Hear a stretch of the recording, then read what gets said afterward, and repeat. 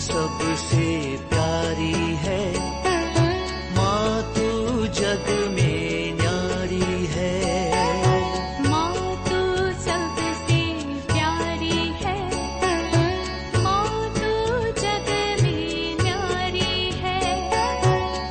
अपने आंचल में रखना, अपने आंचल में रखना, हमें वरदानों से भरना।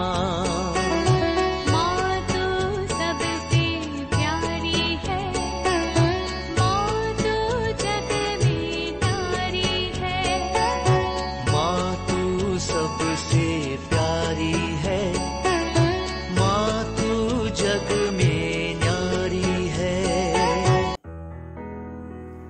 पिता, पुत्र और पवित्र आत्मा के नाम पर आमीन। आप सबों को जय यीशु। हम लोग बीती क्लास में परिवार के विषय में मनन चिंतन कर रहा था। हमारे परिवार की अवस्था कैसे है, उसके लिए एक उदाहरण के तौर पर हम लोग मार्कुस का सुसमाचार अध्याय 5 को शुरू किया था। आज वहीं पर फिर से हम लोग मनन चिंतन करने जा रहे हैं। हमारे घर कैसे हालत में है। पिछले क्लास में हम लोगों ने मनन चिंतन किया, हमारा व्यवहार, हमारे परिवार के आपसी संबंध कई बाजार जैसे हमारे घर को तो नहीं बनाया। कोई कोई व्यक्ति के लिए घर एक होटल के समान, केवल खाने पीने सोने का जगह। कोई अपना घर को दारू का अड्डा, दोस्तों के साथ पीने, दारू बनाने वाला जगह, भेजने वाला जगह, ताश खेलने वाला जगह, जुआ खेलने वाला जगह, इस प्रकार घर को नरक जैसे बनाकर रखा है। अनेकों लोग परिवार को एक पिक्चर हॉल के समान बना करके निरंतर पिक्चर, प्रभु के लिए कोई स्थान मान सम्मान नहीं, प्रार्थना के लिए कोई समय नहीं, बल्कि संसारिक चीजों के लिए ही इस्तेमाल करने वाला जगह। इस प्रकार जीवन जीने वाला एक व्यक्ति के विषय में ही मार्कुस का सुसमाचार अध्याय 5 में लिखा है। उसके वाक्य 1 में लिखा है, ईसा मसीह गेरासेनियों के यहां जब पहुंचा तो एक अपतूत ग्रस्त मनुष्य मकबरे से निकलकर उसके पास आया। एक अपतूत ग्रस्त मनुष्य के विषय में वहां पर लिखा हुआ है। आज हम लोग उस मनुष्य के विषय में मनन चिंतन करने जा रहे हैं। आइए हम अपने अंतःकरण की जांच करेंगे, अपने परिवार को समर्पित करेंगे। मेरा घर क्या सचमुच में एक स्वर्ग है या बाजार बन गया, होटल बन गया, जुआ के अड्डा बनाया? हमारा घर का क्या हालत है? उसके पीछे इस अपतूत ग्रस्त के समान मैं तो नहीं बना। आइए हम अपनी आंखें बंद करें, अपने घर को, अपने परिवार को प्रभु के पवित्र हृदय में समर्पित करते हुए हम प्रार्थना करेंगे। इस घर का तुम आश्रय बन जा, यीशु मरियम यूसुफ पिता, हमारे घर के आंगन में पावन क्रूस लगा देना। इस घर का तुम आश्रय बन जा, प्रभु के पावन चिदे हृदय में हम सबको तुम छिपा लेना। प्रभु की शांति की धारा हर दिल में रोज बहा देना। प्रभु के पावन चिदे हृदय में हम सबको तुम छिपा लेना। प्रभु की शांति की धारा हर दिल में रोज बहा देना। किसी को दुख देवे जो कामो हमसे न होने देना।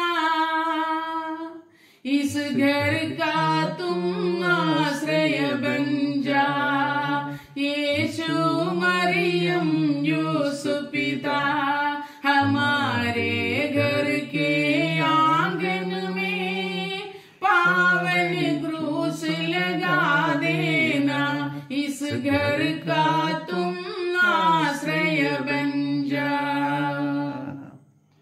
हे प्रभु यीशु, हमारे परिवार को, परिवार के प्रत्येक सदस्य को आपके पावन हृदय में हम समर्पित करते हैं।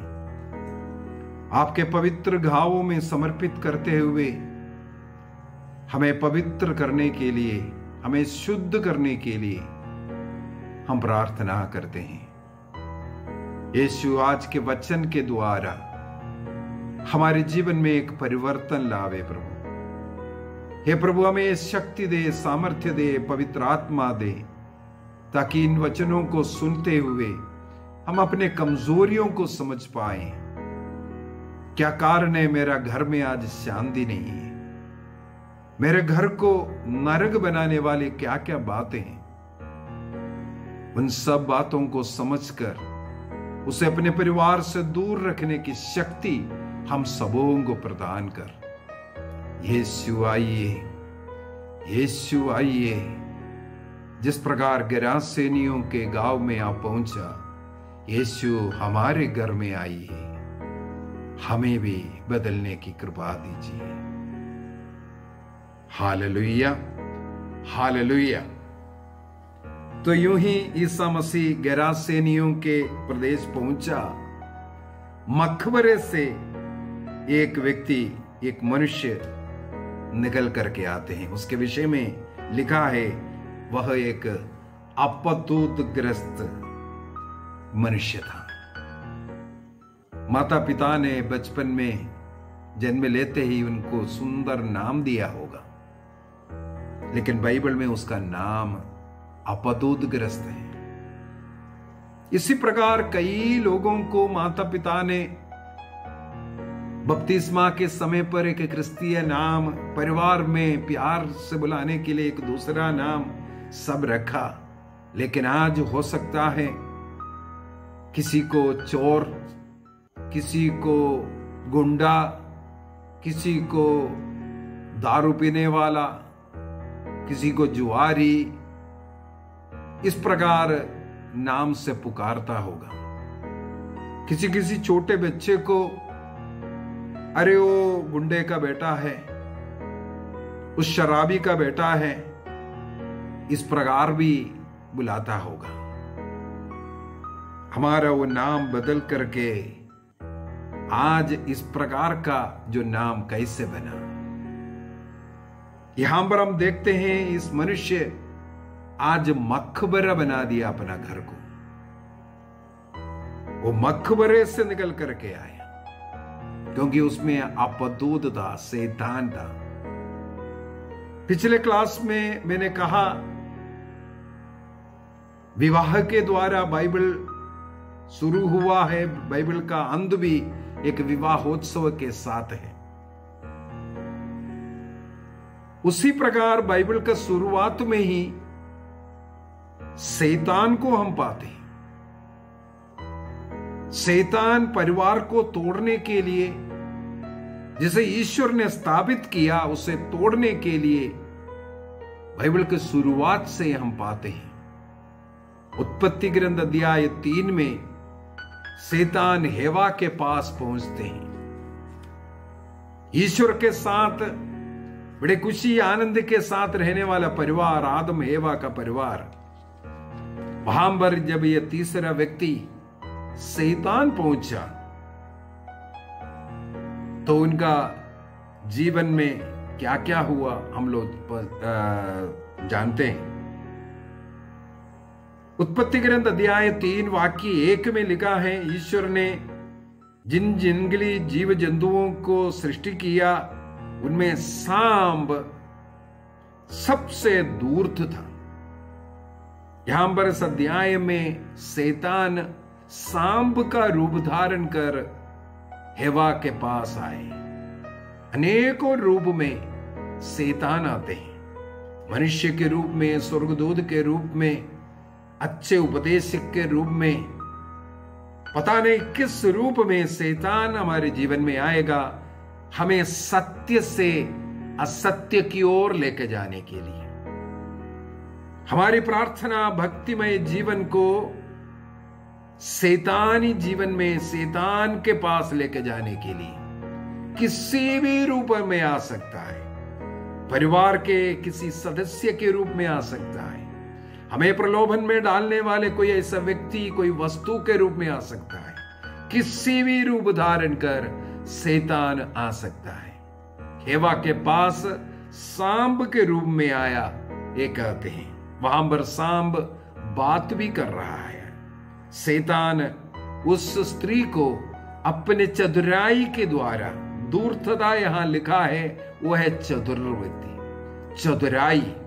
उस चतुराई में उस हेवा को फंसाते हैं। ईश्वर ने जिस कार्य को मना किया, उस कार्य को इतने चतुराई से उनको समझाया, यदि तुम वो फल खाओगे तुम ईश्वर जैसे बन जाओगे। इस प्रकार स्त्री को प्रलोभन दिया, स्त्री ने उसको माना। ये आदि पाप है, ईश्वर के नियम का उल्लंघन करना, सत्य से असत्य की ओर लेकर के जाना शैतान का कार्य है। इसलिए योहन का सुसमाचार उसके अध्याय 8 वाक्य 44 में प्रभु ईसा मसीह स्वयं इस शैतान के इस रूप के विषय में हमें समझाता है। या वहां पर लिखा है, तुम अपने पिता शैतान की संतान हो। कई लोग शैतान को, शैतान के वश में गिर करके, शैतान की इच्छाओं को पूरी कर करके शैतान को अपना पिता मानते हैं। ईश्वर को अपने पिता मुंह से बुलाएगा, लेकिन अपने कर्मों के द्वारा शैतान को अपने पिता बनाकर रखा। कोई अपना बॉस, अपने अधिकारी शैतान को बनाया हुआ है। अर्थात बॉस यदि शैतान है तो हम उनका गुलाम बनकर करा रहा है। इस प्रकार शैतान की इच्छा के अनुसार चलकर कोई अपने पिता के रूप में, कोई अपने बॉस के रूप में शैतान को रखा है। तो ईसा मसीह इसलिए तो कहता है, तो अपने पिता शैतान के संतान हो और अपने पिता की इच्छा पूरी करना चाहते हो, अर्थात शैतान की इच्छा पूरी करते हुए शैतान के वश में पड़ करके शैतान की प्रेरणा के अनुसार तुम जीवन बिताते हो, इसलिए तुम्हारा घर नरक बन रहा है। और आगे, वह तो प्रारंभ से ही हत्यारा है, उसने कभी सत्य का साथ नहीं दिया, क्योंकि उसमें कोई सत्य नहीं है। जब वह झूठ बोलता है तो अपने ही स्वभाव के अनुसार बोलता है, क्योंकि वह झूठा है और झूठ की पिता है, उसमें कोई सत्य नहीं है। इसलिए संत पौलुस एफेसियों को लिखते हैं, अध्याय 4 वाक्य 27 में संत पौलुस कहते हैं, तुम शैतान को अवसर नहीं दोगे। शैतान को कैसे अवसर दोगे? यदि वाक्य 25 से 29 तक अगर हम पढ़ेंगे, वहां पर 4-5 बातें लिखकर रखा है। सबसे पहले इस सत्य के विषय में लिखा, असत्य का जीवन, झूठ का जीवन, झूठ मुंह से नहीं बोलना। दूसरा स्वभाव क्रोध, गुस्सा करना, क्रोध करते हुए, गुस्सा करते हुए तुम पाप नहीं करना। और तीसरा लिखा है, तुम अपने मुंह से अश्लील बातें, झूठी बातें, अश्लील गंदी बातें, दो मतलब की बातें, गालियां, इस प्रकार का जो बातें नहीं करना। चौथा स्वभाव लिखा है, तुम चोरी नहीं करना। तो ये जो छोटे छोटे स्वभाव हम लोग लिखते हैं, जैसे पिछले क्लास में मैंने बोला बाजार कैसे बनाता है करके, घर में ही गालियां देने वाला, गंदी गंदी बातें करने वाले, ऐसे अश्लील बातें हमें शैतान को अपना पिता मानने वाला, शैतान को अपना बॉस मानने वाला व्यक्ति, जो धीरे धीरे अपने घर को मकबरा बनाने वाला व्यक्ति इस्तेमाल करता है। तो संत पौलुस हमें ये कहते हुए ये हमें रुकाता है कि हमें शैतान को इस प्रकार अवसर नहीं देना। जब हम छोटे झूठ भी बोलते हैं, हम शैतान को अवसर दे रहा है, तुम मेरा पिता बन जाओ, क्योंकि झूठ का पिता शैतान है। जब हम गुस्सा में रहता है, उस समय पर हम शैतान को अवसर देता है, क्योंकि क्रोध करना प्यार के खिलाफ है। ईश्वर प्यार करता है, उस प्यार के खिलाफ क्रोधित गुस्सा में क्षमा नहीं करना, सहन नहीं करना, इस प्रकार के एक स्वभाव शैतान ला करके देता है। शैतान को अपना बॉस बनाने का तरीका। संत पेतरुस भी अपना पहला पत्र अध्याय 5 वाक्य 8 और 9 में यही तो कहते हैं, आप अपना संयम रखें, आप अपने को संयम रखें, क्योंकि आपका शत्रु शैतान दहाड़ता हुआ सिंह की तरह विचरते रहता है और ढूंढते रहता है किसे पकड़ करके फाड़ करके खाए, नष्ट करे। जिसे ईश्वर ने जोड़ा है उससे फाड़ करके अलग करना है। पति पत्नी के बीच में, बच्चों के बीच में, माता पिता बच्चों के बीच में फूट डालना, ये शैतान ढूंढते रहते हैं। यूहन्ना का सुसमाचार अध्याय 10 वाक्य 10 में भी यही तो प्रभु यीशु मसीह ने कहा, शैतान अपना शत्रु इसलिए आता है कि वो किससे नष्ट करे, किसका जीवन, कौन सा परिवार को तोड़ फोड़ करे, इसका प्रयत्न करता है। लेकिन यीशु मसीह संसार में आया हमें मुक्ति देने के लिए, हमें जोड़ने के लिए, हमें प्रेम से रखने के लिए आया। तो हम किसको अपना बॉस मानेंगे, ये देखना है। यदि प्रकाशना ग्रंथ अध्याय 12 को पढ़ेंगे, वहां पर भी हम लोगों को शैतान का एक स्वभाव मिलता है।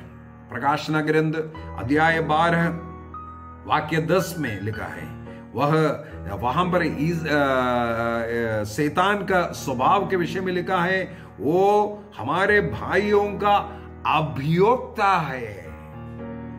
अभियोक्ता, दूसरों का ऊपर अभियोग लगाने वाला व्यक्ति, दूसरों के विषय में अभियोग लगाना, दोषारोपण करना, अक्यूज करना, यह स्वभाव है शैतान का। कई लोग, अगर 2 आदमी 3 आदमी कहीं बैठा, अन्य लोगों की बुराई करने वाला, किसी किसी को अन्य लोगों की बुराई सुनने में बड़े आनंद लगता है, दूसरों के दोषारोपण करने में आनंद लगता है, क्योंकि उन्होंने शैतान को अपना बॉस, अपना पिता बनाकर रखा है। तो शैतान इस प्रकार का कार्य करवाता है। प्रभु के वचन के अनुसार, ईश्वर की इच्छा के अनुसार वे अपने को समर्पित नहीं करते। अपने पिता शैतान की इच्छा के अनुसार वे लोग एक दूसरे के अभियोग लगाना, घर में एक दूसरे के ऊपर अभियोग लगाना, और पड़ोसियों के साथ दूसरों की बुराई करते रहना, निंदा करते रहना, यह स्वभाव शैतान का स्वभाव है। हम इसके द्वारा अपने घर को मकबरा बनाता है। हम शैतान को अपना पिता और बॉस मानते हैं। यदि हम लोग कुरिन्थियों का दूसरा पत्र अध्याय 4 वाक्य 4 को पढ़ेंगे, वहां पर लिखा है, इस संसार के देवता ने अविश्वासियों को मन इतना अंधा कर दिया कि वे ईश्वर के प्रतिरूप मसीह के महिमा में सुसमाचार की ज्योति को देखने में असमर्थ है। अर्थात ईश्वर के सुसमाचार के अनुसार एक पवित्र जीवन, भक्ति का जीवन, प्रार्थना का जीवन जीने में वे लोग इच्छुक नहीं हैं। उनको केवल संसार की चीजें दिखाई देता है। हर जगह पर संसार की चीजें, खुशी, संसार से खुशी ढूंढना, क्योंकि सुसमाचार का प्रकाश ज्योति उनको नहीं मिल पाता, वो उस सुसमाचार की ज्योति में नहीं आता है, इसलिए उनके जीवन में उन्हें दंड भोगना पड़ता है। यूहन्ना का सुसमाचार उसके अध्याय 3 वाक्य 19 को भी अगर हम पढ़ेंगे, वहां पर यीशु मसीह ने कहा, दंड आज्ञा का कारण यही है, ज्योति संसार में आई और मनुष्यों ने ज्योति की अपेक्षा अंधकार को अर्थात शैतान को अधिक पसंद किया। यीशु मसीह संसार में आए मुक्ति देने के लिए, उनका वचन, उनका वाणी ज्योति हमारे हृदय को आलोकित करता है, हमारे रास्ते के लिए वो प्रकाश है। लेकिन उस अंधकार, उस ज्योति में चलना नहीं चाहते हैं, वे अंधकार को पसंद किया। क्या कारण है? आगे लिखा हुआ है, वो अधिक पसंद है क्योंकि उनके कर्म बुरे हैं। बुरे कर्म करना पसंद करने वाला, बुरे कर्म करने वाला प्रभु के इस ज्योति में नहीं आ सकता, वो शैतान के साथ रहना चाहेंगे। और आगे क्या लिखा है वाक्य 20 में, जो बुराई करता है वह ज्योति से बैर करता है और ज्योति के पास इसलिए नहीं आता कि कहीं उनके कर्म प्रकट ना हो जाएं। उनके बुरे कर्म, पाप का कर्म प्रकाश में ना आए, प्रकट ना हो जाए, अन्य लोगों को मालूम ना पड़े। और कभी कभी उस प्रकाश में, ज्योति में आएगा, ऐसे बुरे कर्म को त्यागना पड़ेगा। इसलिए भी कई लोग ज्योति में, प्रभु में नहीं आता, बुराई में रहना चाहते हैं, बुराई की जिंदगी। तो हम लोगों ने देखा किस किस प्रकार शैतान एक व्यक्ति को मकबरे के जीवन की ओर लेकर के जाता है। झूठ का जीवन, गंदी आदतों का, झूठ बोलने का, गालियां देने का, गुस्सा का, अश्लील बात का, और व्यभिचार जैसे, वासना जैसे पाप, ये भी शैतान का देन है। ये सब हम जब शैतान को अपना पिता और गुरु और बॉस मानता है तब होता है। जब हम दूसरों के ऊपर अभियोग लगाता है, हम यही कार्य करता है। तो प्रकाशना ग्रंथ अध्याय 12 वाक्य 9 में लिखा है, ये शैतान संसार को इस प्रकार भटकाता है, संसार को भटकाता है, सत्य से वो असत्य की ओर लेके जाता है, ज्योति से वो अंधकार की ओर मनुष्य को लेकर के जाता है। उनका विनाश कराना शैतान चाहता है। तो भटकाने वाला शैतान हमारा गुरु जब बन जाएगा, हमारा घर नरक बनेगा। एक और है, हेवा के पास शैतान आकर के हेवा के मन में ऐसा शक का बीज बोया। ईश्वर सच बोल रहा है और यहां ये सांप जो शैतान जो बोला वो सच है। शक आया, शैतान जो बोला उसकी ओर जब देखा, वो फल उसको देखने में इतना सुंदर लगा, तो हेवा अपने आप बोलने लगे, ये जब देखने में इतना लुभावना है, सुंदर है, तो ये खाने में कितना स्वादिष्ट होगा। ये देखने में इतना लुभावना है। तो शैतान का उस इशारे की ओर वो मुड़ती है और पाप में कर बैठती है। यही तो होता है कई अनेकों परिवार में, शक की एक बीमारी, एक दूसरे के ऊपर शक करना, ये परिवार को नरक बनाता है। शैतान का कार्य ये धीरे धीरे बीमारी में बदलता है, धीरे धीरे बीमारी में बदलता है।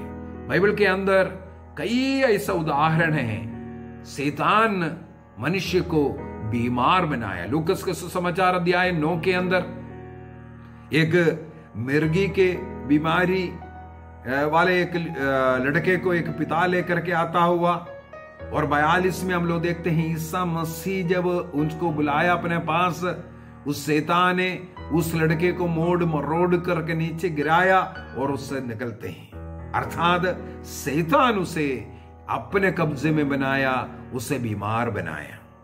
और मार्कुस का सुसमाचार अध्याय 7 के अंदर वाक्य 25 से अगर हम पढ़ेंगे, वहां कनानी स्त्री के एक बेटी को शैतान इसी प्रकार अपने वश में रखा हुआ था। ईसा मसीह के पास वो मां आकर रोती है, उस बच्चे को इस प्रकार उस शैतानी हरकत से मुक्ति मिला।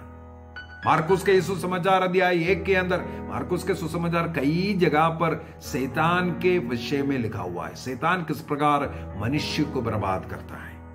तो एक में अंदर हम लोग देखते हैं वाक्य 26 में सिनगोग में ईसा मसीह था, वहां पर ऐसा एक अपदूत ग्रस्त था।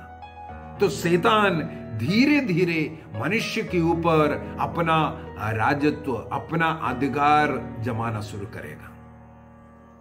ईसा मसीह के पास भी शैतान आए प्रलोभन देने के लिए।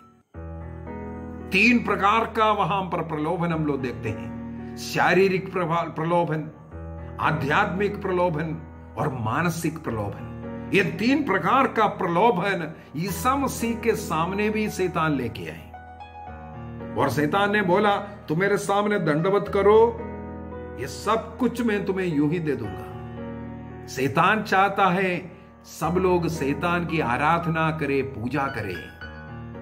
आज हमारे देश में ही कई ऐसा जगह है शैतान का पूजा करने वाला जगह। अनेकों लोग शैतान का पूजा करते हैं संसार की वस्तुओं के लिए, धन के लिए, इस प्रकार का सांसारिक खुशी के लिए वे लोग शैतान का पूजा करता है। शैतान में इसमें बहुत कुछ होता है।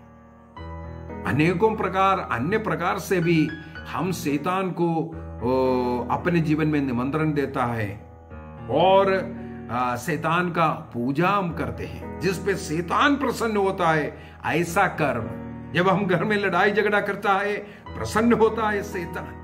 जब प्रार्थना के समय पर हमारे घर में प्रार्थना नहीं, हम लोगों के घर में टीवी चलता है, हम लोगों के घर में शराब बेचता है, शराब बनता है, पीता है और बेचता है, और ऐसे वासना का पाप, व्यभिचार का पाप सब होता है, शैतान बहुत खुश होता है।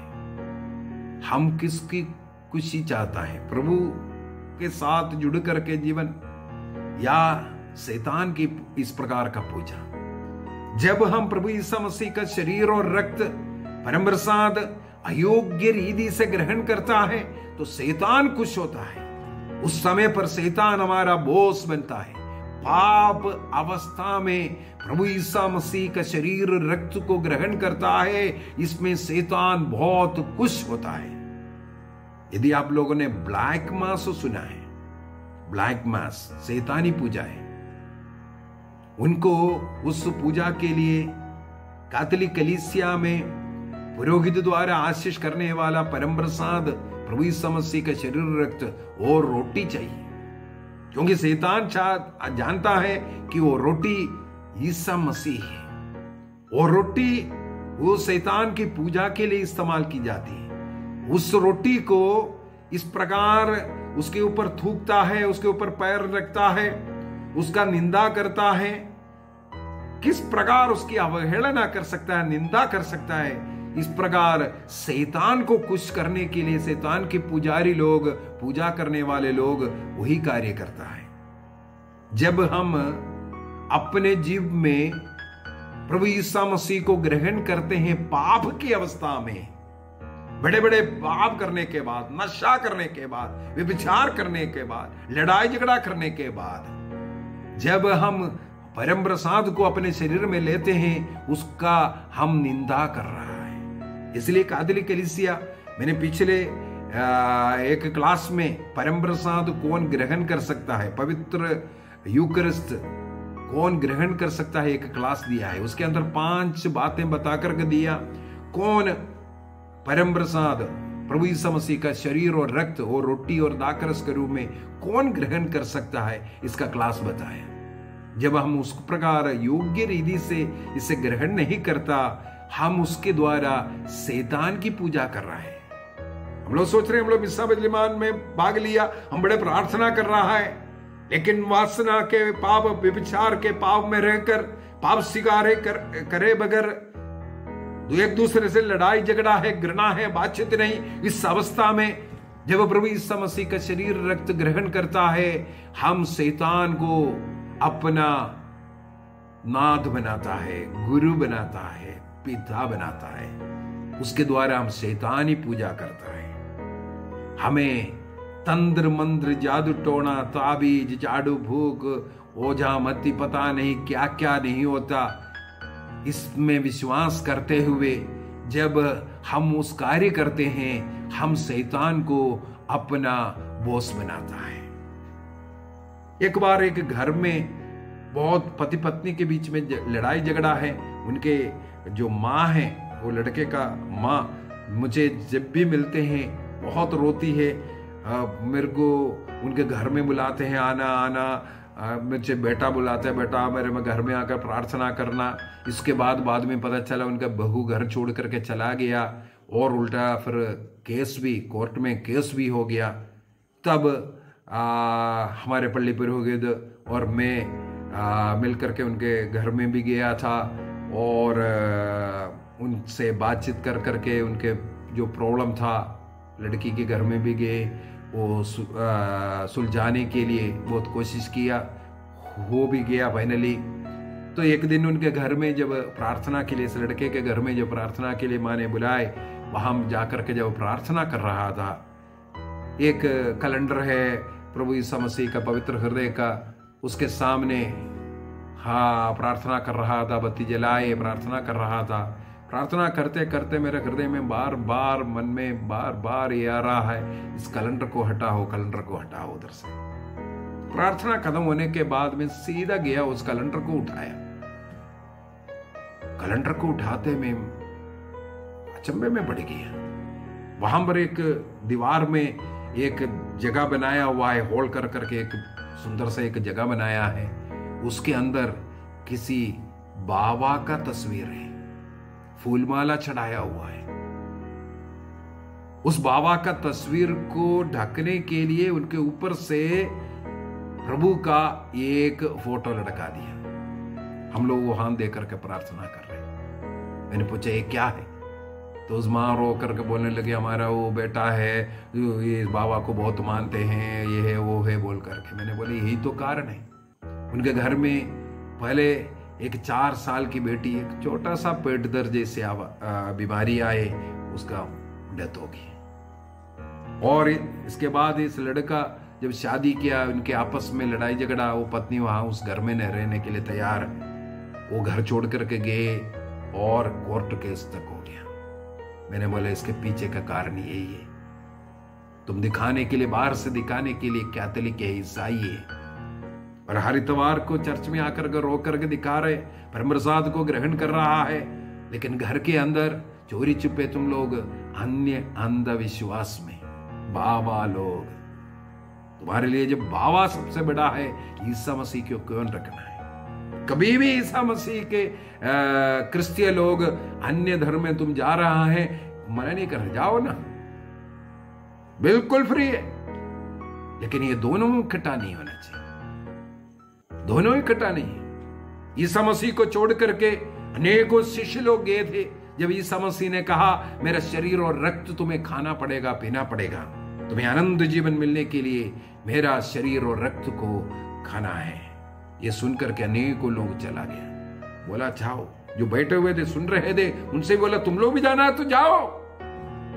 मसीह किसी को नहीं रुका था, सत्य को बता के देगा, वो सत्य को स्वीकार करने के लिए तैयार है, तभी रहना है। हम शैतान को ऐसा अवसर देता है, प्रभु का नाम इस प्रकार हम बदनाम करता है, किल्ली उड़ाता है।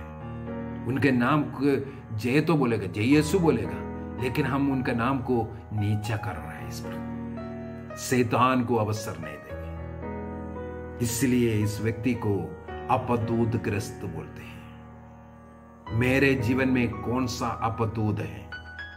झूठ का अपदूत, क्रोध का अपदूत, चोरी का अपदूत, अश्लील बात का अपदूत, नशे का अपदूत, व्यभिचार का अपदूत, कौन सा अपदूत है?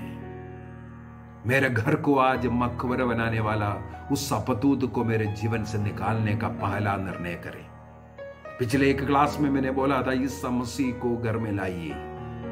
उस मधुमक्खी के कहानी बोलते हुए मैंने बोला था, उस मक्खी जिस घर में है, उस घर में सब कुछ होगा। जिस प्रकार रानी मक्खी जिस घर में है, उस घर में बाकी सब कुछ आता है।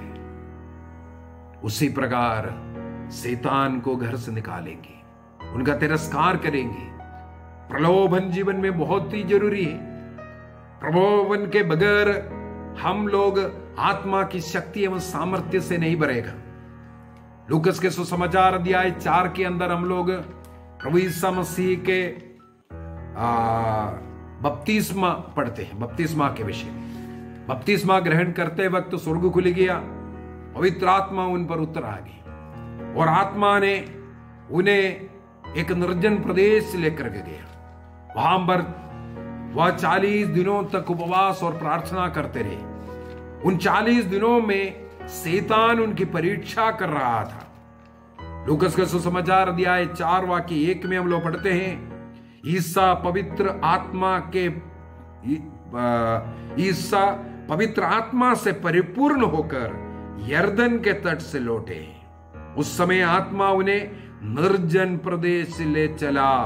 वह 40 दिन वहां रहे और शैतान ने उनकी परीक्षा ली। तो पवित्र आत्मा से भर करके वह मरुभूमि में गए। 40 दिनों तक शैतान ने उनकी परीक्षा की। उस परीक्षा पर विजय प्राप्त करने के लिए उन्होंने उपवास किया, प्रार्थना किया। उपवास एवं प्रार्थना के द्वारा ईसा मसीह आत्मा से भर करके शैतान का विरोध किया। उनकी परीक्षा में नहीं पड़ा, परीक्षा से बाहर निकला। मैंने बोला 3 प्रकार की परीक्षा, शारीरिक प्रलोभन था, आत्मिक प्रलोभन था और मानसिक प्रलोभन था। हर एक मनुष्य के जीवन में इस प्रकार का 3 प्रकार के परीक्षाएं हो सकता है। ईसा मसीह किस प्रकार उन परीक्षाओं पर विजय प्राप्त किया? वचन की रोशनी उनके साथ था, आत्मा की शक्ति उनके साथ था। शैतान की इच्छा के अनुसार वो नहीं चले। शैतान का विरोध करते हुए, शैतान का सामना करते हुए, याकूब का पत्र अध्याय 4:7 में लिखा है, तुम शैतान का सामना करो वो भाग जाएगा। शैतान का सामना करना सीखा वचन के द्वारा। इस प्रकार शैतान पर वो विजय प्राप्त किए। और हम लोग वाक्य 14 में, लूक चैप्टर 4:14, वहां पर लिखा है, आत्मा के सामर्थ्य से संपन्न होकर ईसा गलीलिया लौटे। अर्थात 40 दिन शैतान की परीक्षाओं से गुजर करके वो आत्मा के सामर्थ्य से भर गया। अर्थात हमारे जीवन में भी परीक्षाएं जरूरी है आत्मा की सामर्थ्य से भरने के लिए। जब हम आत्मा के सामर्थ्य से भरना चाहते हैं, शैतान का सामना करना सीखना है। परीक्षाएं होना जरूरी है।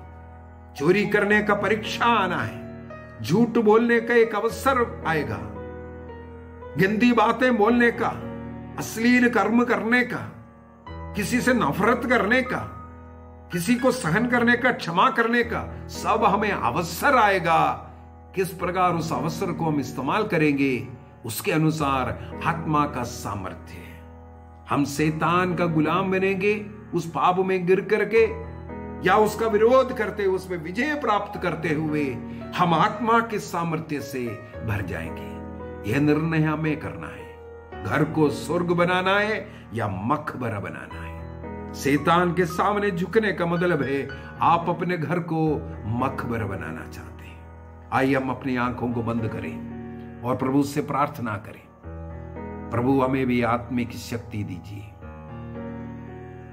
तेरे वचन रूपी तलवार लेकर, तेरे वचन की रोशनी में रहकर अंधकार की शक्तियों का सामना करने की शक्ति दीजिए। जीवन में नाना प्रकार का प्रलोभन आएगा, धन का प्रलोभन, वासना का प्रलोभन, संसार के अन्य चीजों का प्रलोभन, लेकिन हम उस प्रलोभन में नहीं पड़ेंगे। प्रभु हमें शक्ति दीजिए। प्रभु ईसा मसीह ने हमें सुंदर प्रार्थना इसलिए सिखाया, तो ये प्रार्थना किया करो। शैतान की इस प्रलोभन में हमें पड़ने ना दे प्रभु, तब प्रभु हमें शक्ति देगा, उन प्रलोभनों का सामना करने का शक्ति देगा। धन्यवाद यीशु, धन्यवाद यीशु। पिता, पुत्र और पवित्र आत्मा के नाम पर आमीन।